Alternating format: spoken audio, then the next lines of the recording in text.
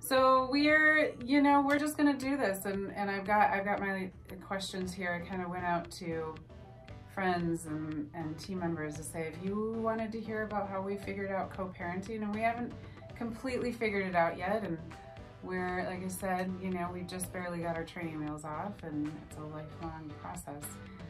But we're gonna wrestle with some questions that were asked of us, and we can ebb and flow through them, but we don't want to keep it too long, but we'll kind of hit the big stuff. So one of the first questions people wanted to know was, co-parenting is hard, especially right away, getting divorced, separated, whether you were married or not, that moment of separation and figuring out how to co-parent with all those emotions.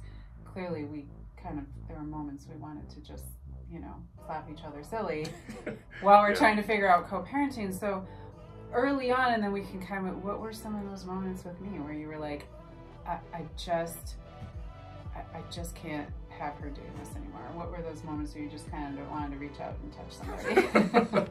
I would say early on, issues around control were something that I was struggling with, trying to figure out the distance between what I saw as you being controlling and what was necessary for you to put in place so that we could have our schedule and our system, and trying to figure out, what was important and what was not, what was valuable for the kids and what I was having an issue with. That was a big thing. So I would say control, my perceptions of what was controlling was a huge issue in the early months. Well, because he's a professor and he puts everything so elegantly, he basically just told you that I'm a very controlling person and I have to have schedules and systems, or I'm not very nice sometimes, or I wasn't. I'm better now. I've gotten through this. So, but part of those scheduling too was some of our research. Yes. That we both kind of committed to researching what are the best practices for co-parenting. And one of the things we realized really soon is that schedule, predictability for kids, particularly Ellison was 2. He was 2. So, he was really young. Simone was 6, 7. And so the one thing that kept popping up for us is that predictability, and during a very unpredictable time. Yeah. So that predictability, that control had a little bit of a twofold of. And I think, and your ability to schedule and to organize things was absolutely essential in terms of all of that being successful. And my ability to get in where I can fit in, to be amenable and flexible, it all came together, I think, really well for both us and for the kids. Yeah. Where were some times where we didn't want to be flexible? That, not because of our own stuff, but because we're like, no, this is actually kind of my right as a parent. Like, do you remember some times where we had to work through some of those things? Yes, early on I wanted a little bit more autonomy. I wanted less what I perceived as unnecessary check-ins or unnecessarily having to describe, what's happening, what we're doing. And that was that was one of the things I wanted to, and ultimately it was just about, I just wanted you to trust me. Yeah. And I guess I felt up to that point like I had a good enough record, and I just wanted you to be like, to really trust the decisions without having to, not that I had to run them through you, but I felt there was this sort of, I needed to report back a little bit. Yeah, that was, in the early months, that was definitely a big issue for me. Well, and it was a big issue for me to give it up and to let it go too, honestly. I was kind of mama bear, just my personality though too, and it also gave me, when you don't have your children, or they're with their dad, they should be in, good care. It still is this vulnerable state and this nervousness. Yeah. So I had to trust, I had to respect. Yeah. I also had to respect that we aren't exactly the same as parents. We have different parenting styles. We share the core values. We do. We share core values. But around the edges, you're a little more edgier. that's a very nice way of putting it. A little more Quite edgier. eloquent. And I like to color in the lines, so it's a good yin and yang, but I had to learn to respect that and actually set boundaries for myself to give you that space to kind of become that parent, that co-parent that you wanted to be.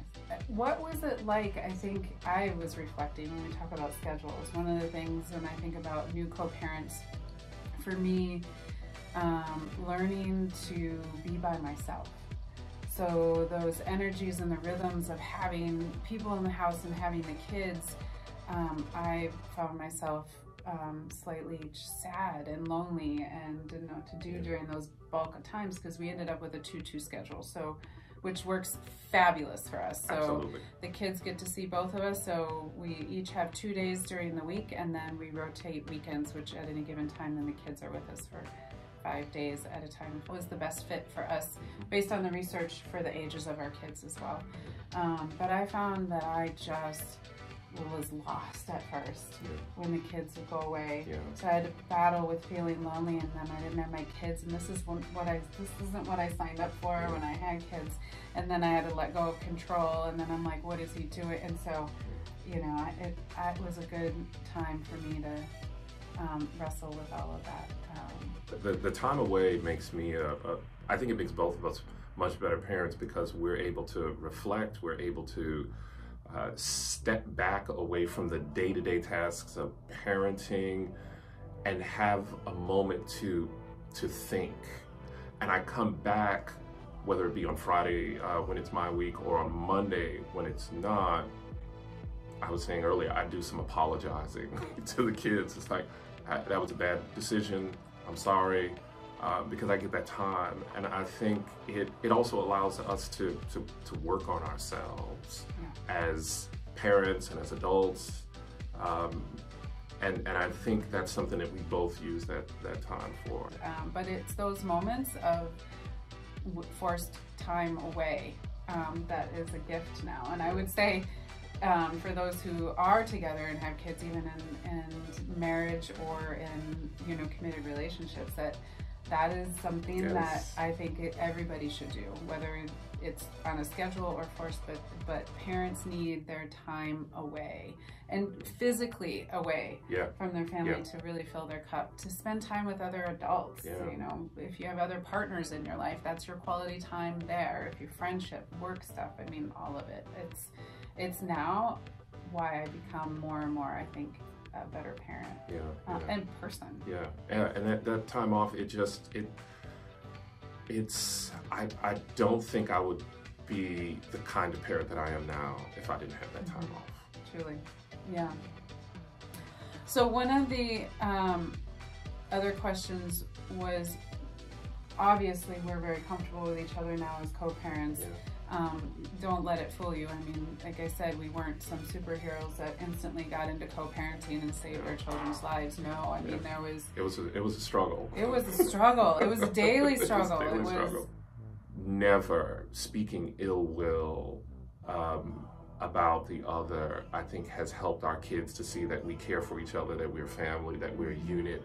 And even though we have different homes and our lives to some degree go in different directions, that we still check in and we still care for each other. If I were to tell anybody the key to co-parenting is messy, it's never perfect, but if you slap those kids right in the middle and look at them and what you want to teach them about what life is and how adults can work through, if there's anything these kids are going to be is resilient, conflict resolution and communication, and to know that we're still family.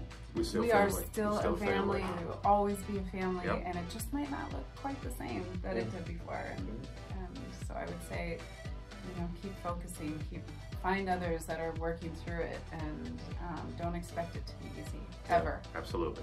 Ever. It is definitely it's a struggle, but it's one of the best struggles you'll ever have in your life.